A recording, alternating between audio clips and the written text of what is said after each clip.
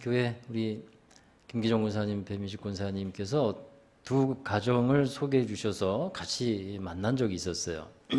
그 중에 이제 한 분이 우리 권사님하고 옛날에 신앙생활을 같이 하셨었는데 이제 교회를 나가지 않고 좀 이제 여러 가지 이유로 인해서 말하자면 쉬고 있는 그런 상태였기에 그분을 사랑하는 마음으로 또 그분을 다시 신앙생활을 회복하기를 원하는 마음으로 함께 만남을 주선하셨고 같이 했습니다. 그 만남 가운데서 이제 대화를 하는데 그분이 이런 얘기를 하셔요. 이제 여러 가지 얘기 가운데서 이 누가복음 15장에 나오는 탕자의 비유를 잠깐 얘기하면서 자기가 이제 탕자 같은 것으로 비춰지는 것이라 생각하셨나 봐요. 그런데 이제 자기도 그렇지만 교회 안에도 또 하나님 그 집에도 보면 첫째 아들이 있었지 않느냐. 그러니까 교회 안에도 무엇이 있다는 얘기입니까?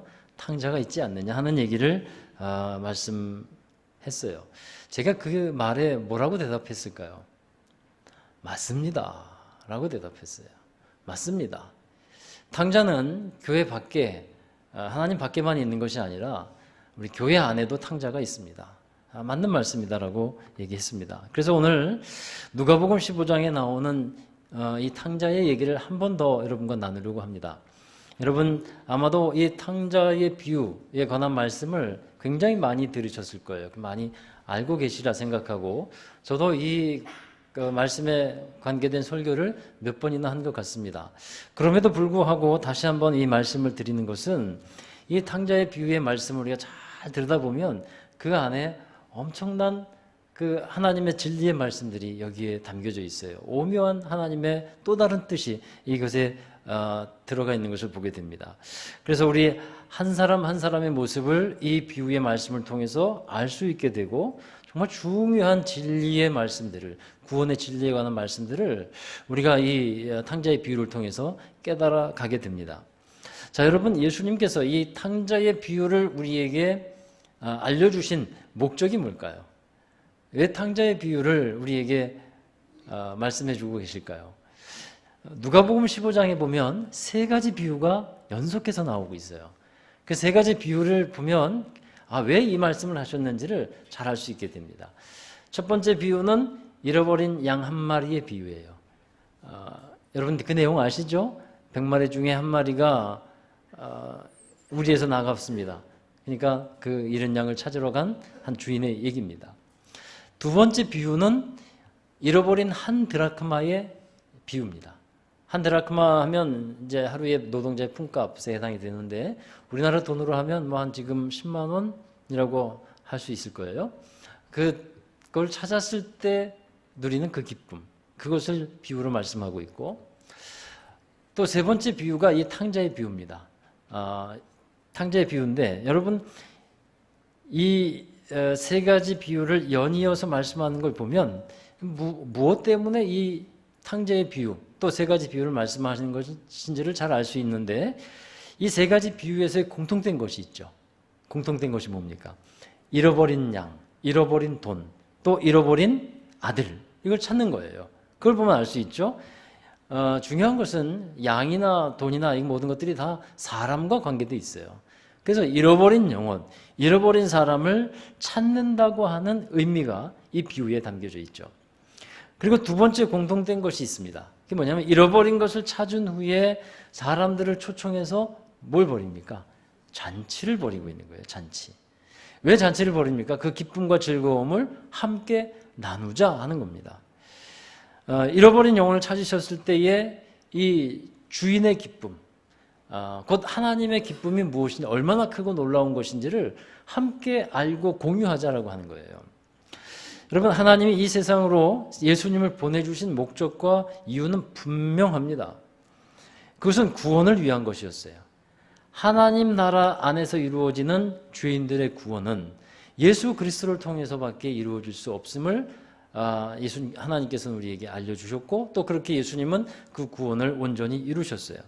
요한복음 12장 47절에 보면 내가 온 것은 세상을 심판하려 함이 아니요 세상을 구원하려 함이로다 라고 말씀하고 있고요. 또 요한복음 10장 10절에 보면 내가 온 것은 양들로 생명을 얻게 하려 하되 더 풍성히 얻게 하려는 것이라. 또 누가복음 5장 32절에 보면 내가 의인을 부르러 온 것이 아니요 죄인을 불러 회개시키러 왔다라고 말씀하고 있어요. 그러니까 이 말씀들을 다 보면 예수님께서 오신 목적은 자명합니다. 죄인들을 구원하기 위해서 오신 거예요. 자, 여러분 이런 말씀을 보면 결국 잃어버린 아들을 찾는다는 것은 그 사람을, 믿지 않는 사람을, 하나님을 모르는 사람을, 죄에 빠져 있는 사람을 구원해내는 것임을 알 수 있게 됩니다.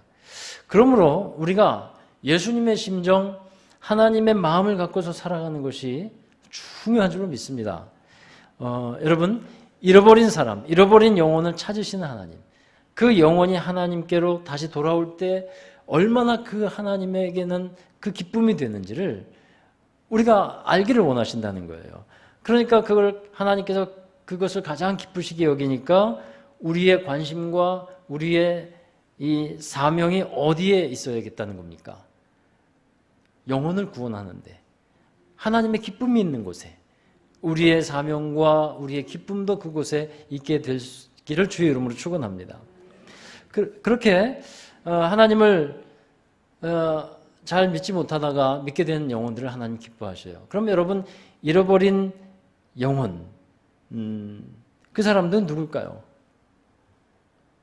믿지 않는 사람들이라 할 수 있고 또 교회를 잘 다니다가 다니지 못하게 된 사람들이라 할 수 있고 믿음을 갖고 있다가 믿음을 놔버린 사람이라고도 할 수 있습니다.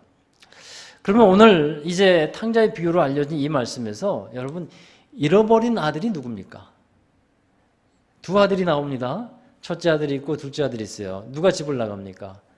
둘째 아들이 집을 나갔어요. 그럼 잃어버린 아들은 누굽니까?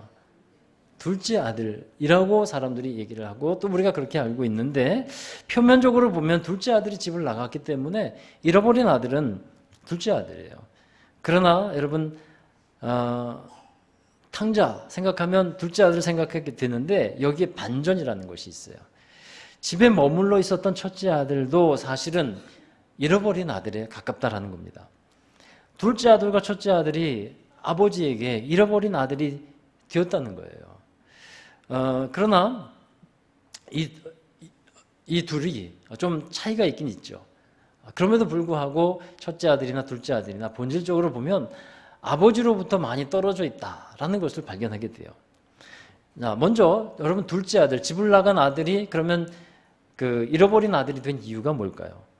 이건 일반적으로 우리가 알고 있는 것들이라 생각합니다. 둘째 아들은 아버지로부터 유산을 요구를 해요.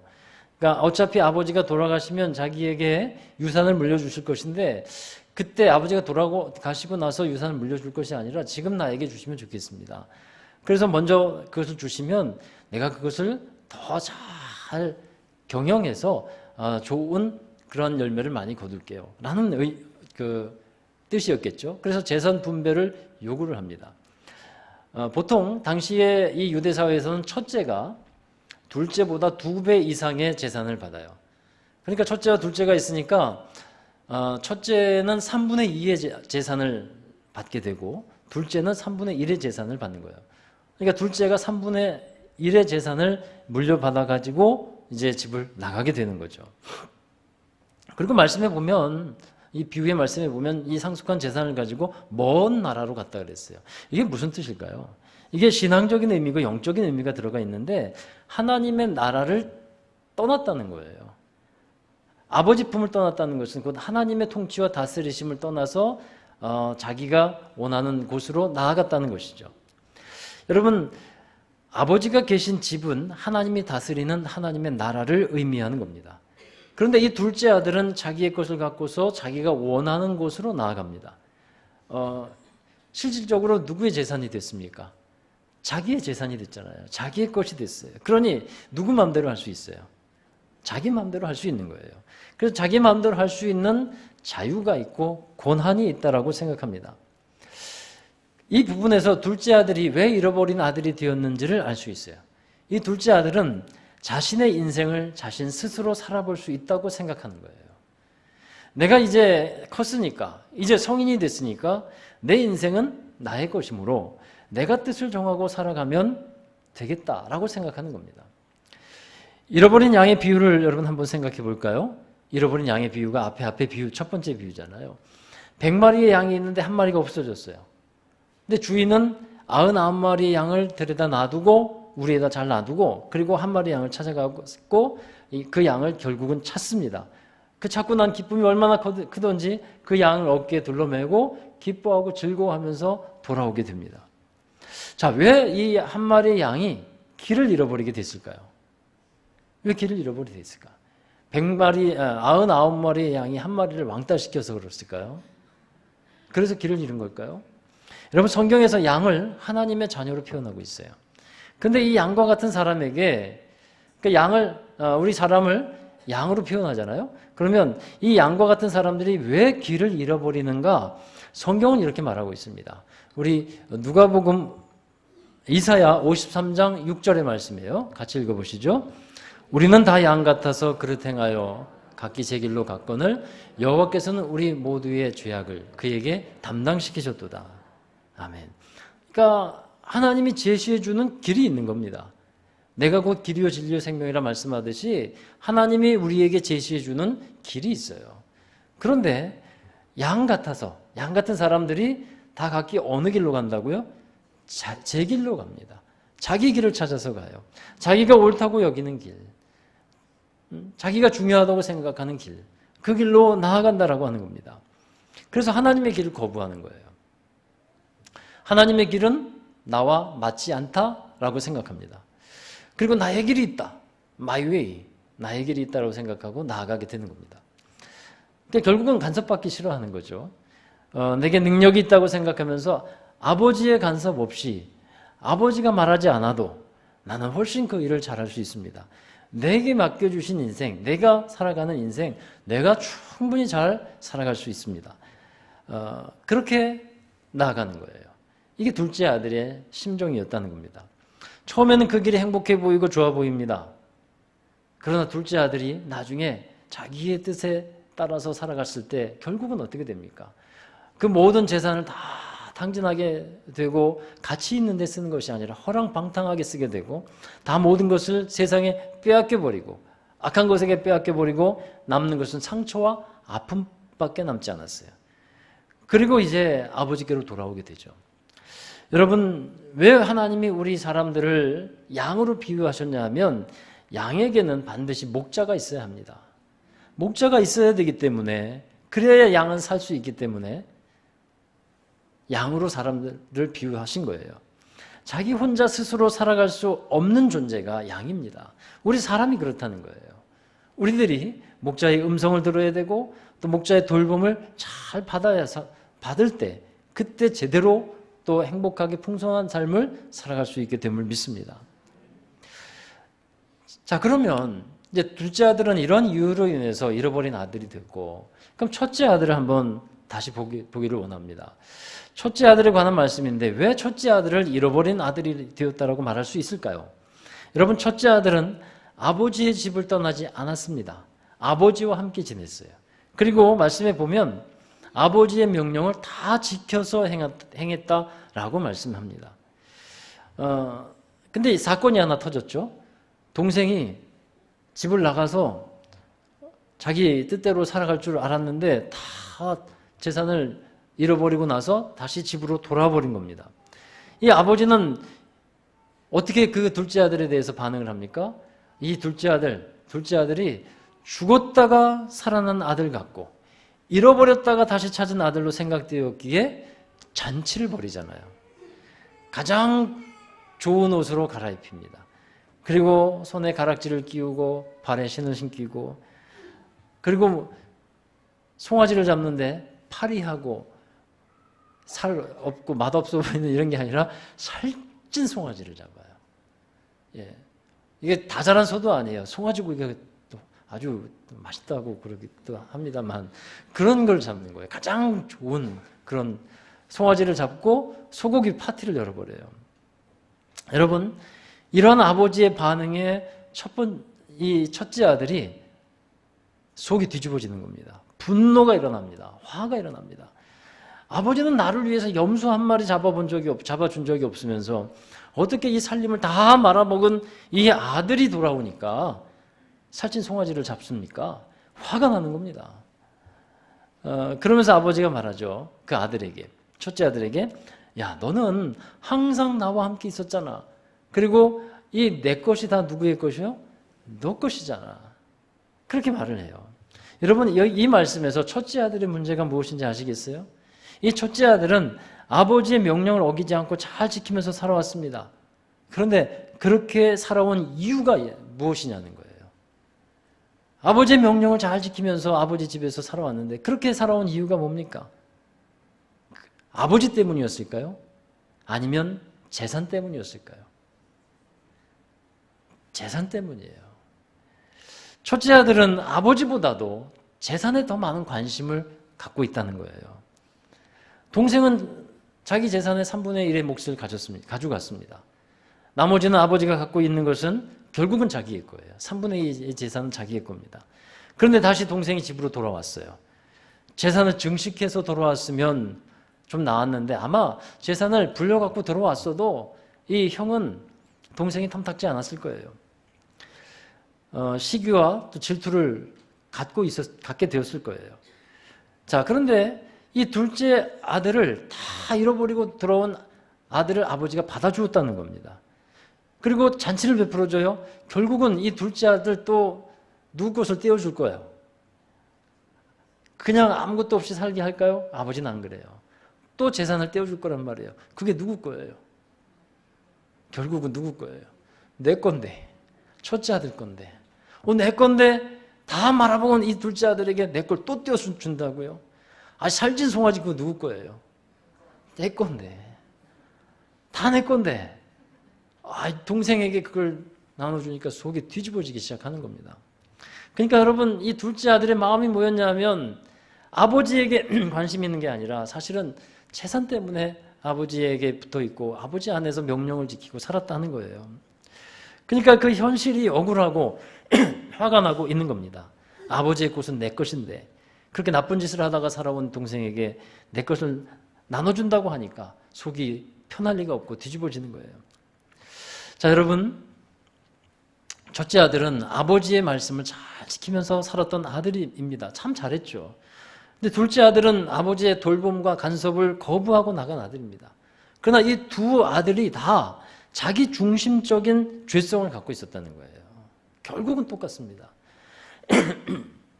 아버지를 아버지 자체로 사랑하면서 함께 지내지 않았어요. 두 아들 모두가 자기 중심적인 이유가 있었어요. 특히 첫째 아들은 내가 이렇게 하면 아버지가 나에게 이러저러한 보상을 해주실 것이라고 하는 생각을 하면서 살아왔다는 거예요. 티머시 켈러라는 목사님이 계십니다. 이분이 마르지 않는 셈이라는 사랑의 셈이라는 책에서 이런 예화를 하나 소개했어요. 옛날에 아주 거대한 당근을 키우는 한 사람이 있었어요.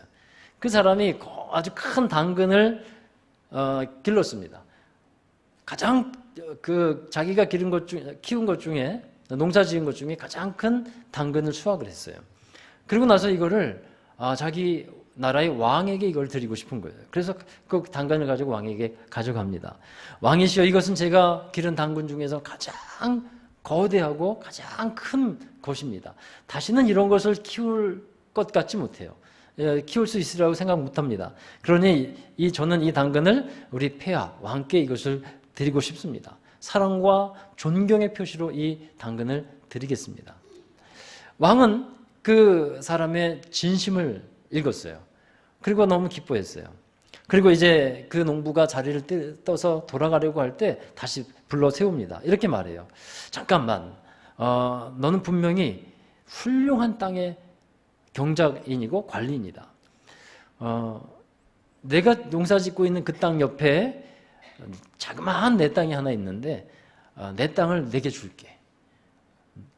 당신처럼 이렇게 훌륭한 경작인을 내가 만나보기 힘드니 내 땅을 줄 테니까 그 땅도 경작해서 좋은 그런 소출을 삼기를 바래. 이렇게 이제 상을 베풀어 줬어요. 그 옆에서 그 현장을 바라보고 있던 한 귀족이 있었습니다. 그 귀족이 보면서 야, 저 당근을 하나 줬더니 뭐가 생겼어요? 땅이 생겼어요. 그래가지고 이런 생각을 해요. 저 당근 하나 드렸는데 저렇게 땅이 생겼으니까 더 좋은 것을 왕께 드리면 내게는 어마어마한 것이 오겠구나 생각하고 자기가 키우던 말 중에 아주 정말 제일 좋은 종마를 왕에게 가져갑니다. 왕이시여, 제가 사랑과 존경의 표시로 이 가장 좋은 이 말을 우리 왕께 드리고 싶습니다. 제가 지금까지 만나본 왕 중에 말 중에 이런 좋은 말이 없었어요. 그렇게 얘기하면서 이제 왕에게 그 말을 드렸습니다. 근데 왕은 그 말을 받고 나서 그냥 고맙다라고 말하고 귀족을 그냥 돌려보내요. 그러니까 이 귀족이 당황합니다. 돌아가야 되나 말아야 되나 당황합니다. 그러자 왕이 귀족에게 말합니다.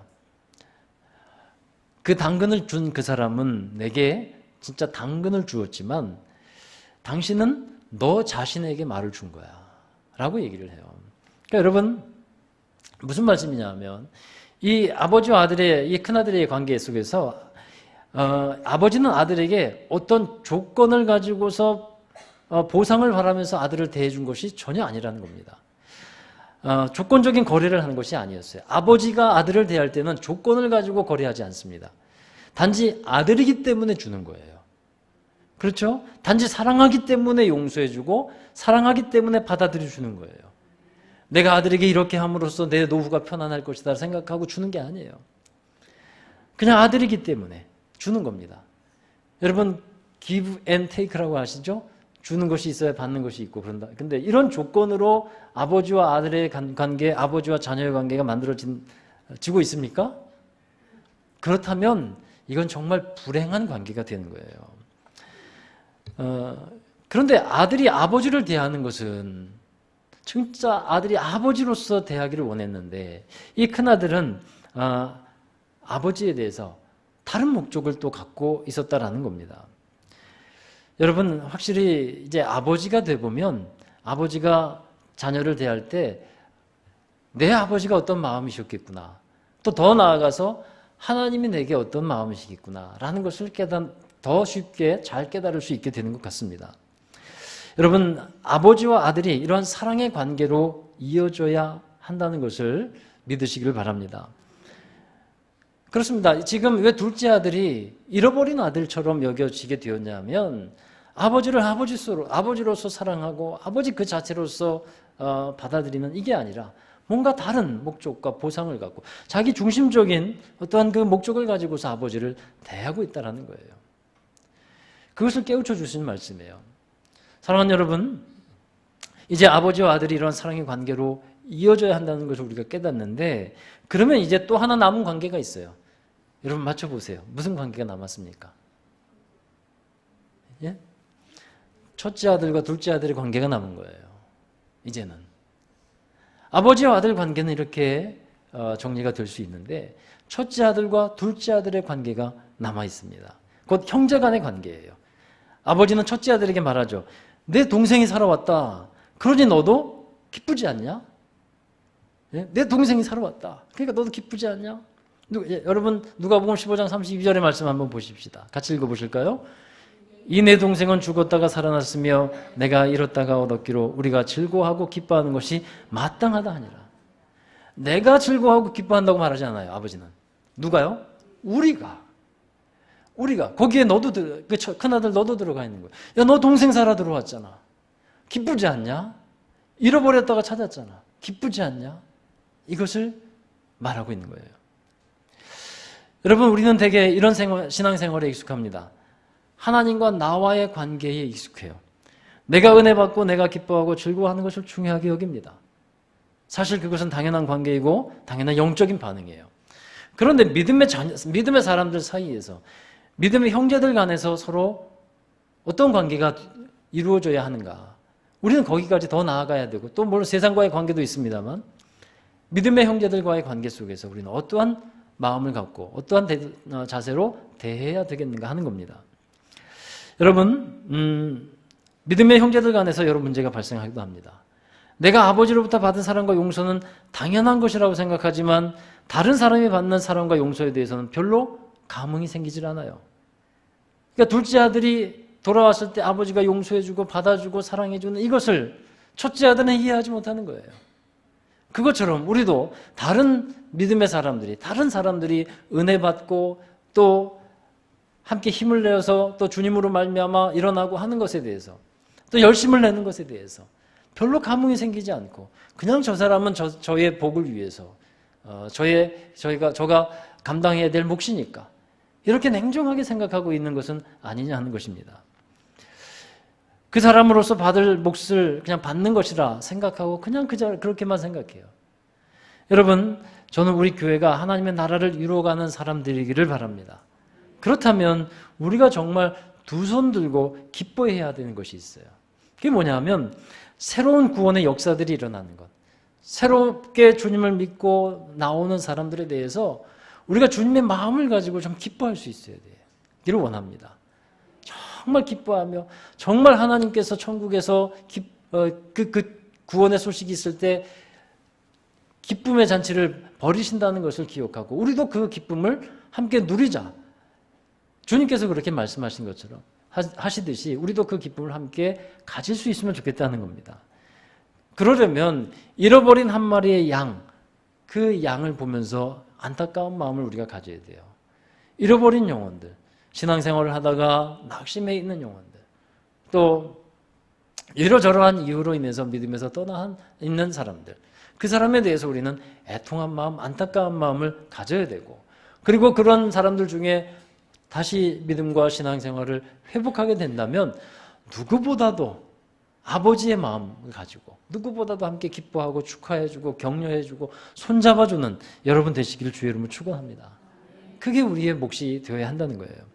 그리고 이제 믿음의 형제간에 서로 사랑하며 섬기며 나누는 사람이 되자 하는 겁니다. 예수님의 말씀하신 이 첫째 아들은요, 직접적으로는 누구를 비유하고 있냐면 바리새인과 서기관들을 비유하고 있어요. 이 바리새인과 서기관들은 열심히 하나님을 섬겼어요. 그들 율법을 잘 지켰다고 하는 사람들입니다. 살아가는 모습도 너무나도 겉으로 보이는 모습은 훌륭합니다. 그런데 말씀도 잘 지키지 않고 삶의 모습도 엉망인 것처럼 보이는 사람들이 있는데 그 사람들이 하나님께로 돌아오는 것을 그 사람들은 이해할 수 없어요. 바리새인과 서기관들은 이해할 수 없었어요. 받아들이려고 하지 않았습니다. 이 바리새인과 서기관들 그 마음에 뭐가 있는지 아세요? 정죄의 의식이 있어요. 비판 의식이 있어요. 형제들을 용서하고 받아들이는 노력이 없었어요. 여러분, 혹시 우리가 서로에게 그런 마음으로 대하고 있지는 않는가? 우리는 서로를 정죄할 권리가 없습니다. 왜냐하면 우리가 죄인이고 용서받은 죄인이기에 우리는 다른 사람을 정죄할 수 있는 권한이 없어요. 죄인이 어떻게 죄인을 정죄한단 말입니까?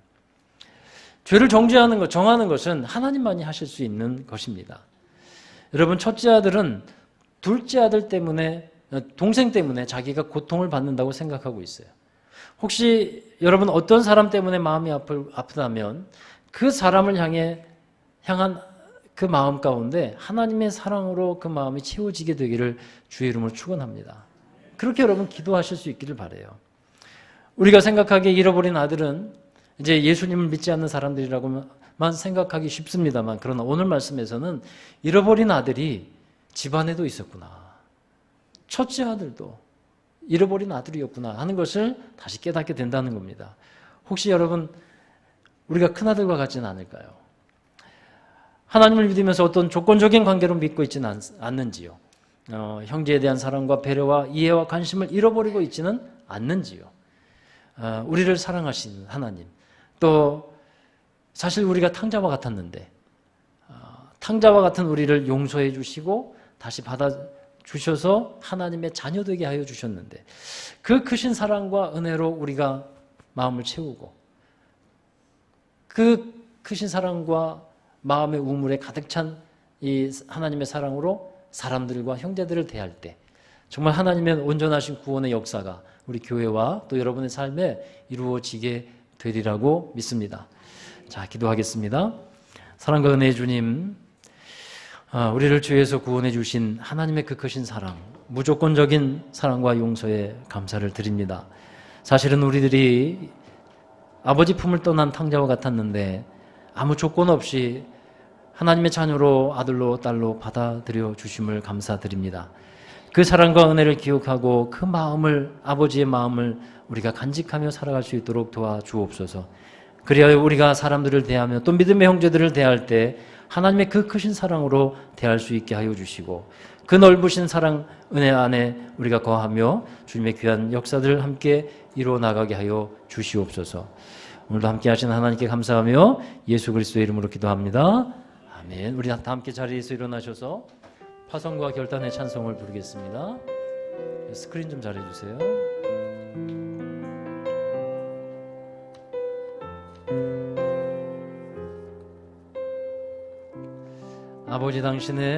아버지 당신의 마음이 있는 곳에 나의 마음이 있기를 원해요. 아버지 당신의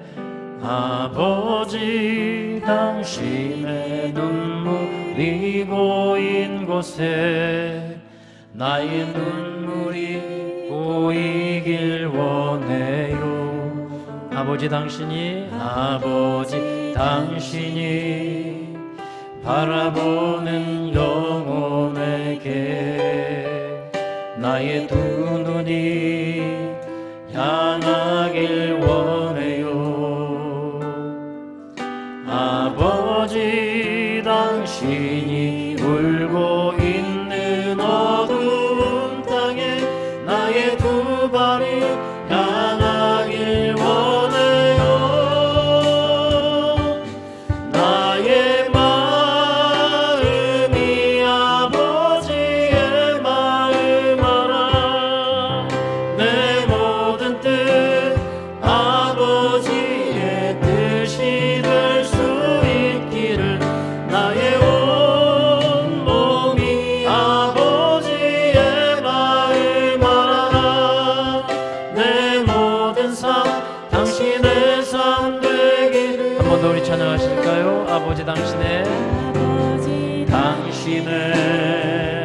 마음이 있는 곳에 나의 마음이 있기를 원해요. 아버지 당신의 눈물이 고인 곳에 나의 눈물이 보이길 원해요.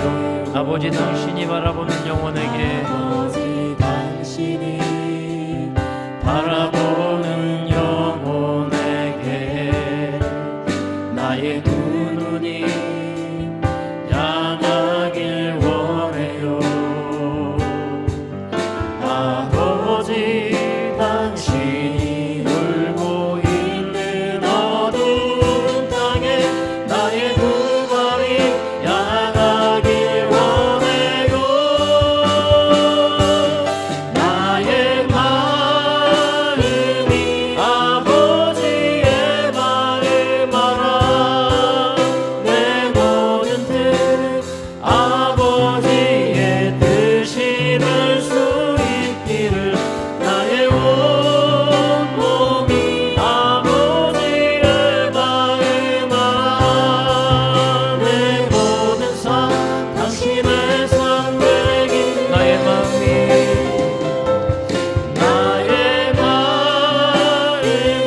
아버지의 마음 알아.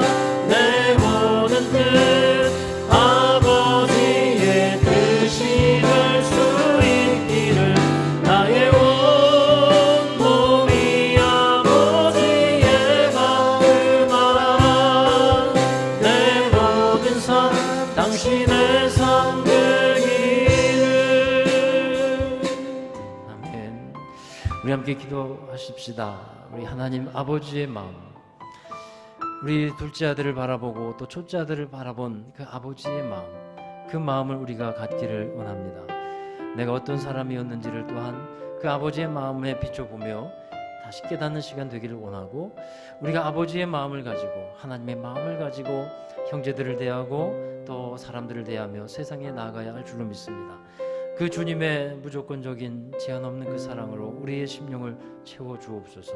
주님의 마음을 주셔서 아버지 하나님께서 원하시는 곳에 내가 있기를 원하고 또 기뻐하시는 일에 내가 쓰임 받기를 원합니다. 우리 함께 동성으로 기도하시겠습니다.